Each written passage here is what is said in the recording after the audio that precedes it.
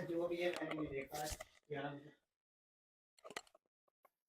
ढीला, चलो बटन करो, ढीला, चलो बैठो।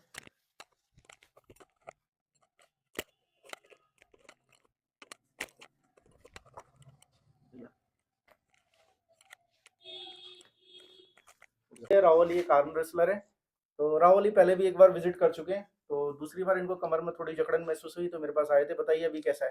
तो अब मेरे को बहुत अच्छा फील हो रहा है। मेरे जो प्रॉब्लम थी, मैंने वेट लिफ्टिंग में उठा दिया था वेट, तो थोड़ा कमर दर्द कर रहा था, तो मैं आया था डॉक्टर साहब के पास में, तो इन्होंने मेरे को बहुत अच्छा लगा, बहुत ही अच्छा फील हुआ, तो मेरी जो परेशानी थी वो हल हो चुकी है। तो गाइस ज़्यादा से ज़्यादा करें, कमेंट करें, शेयर करें।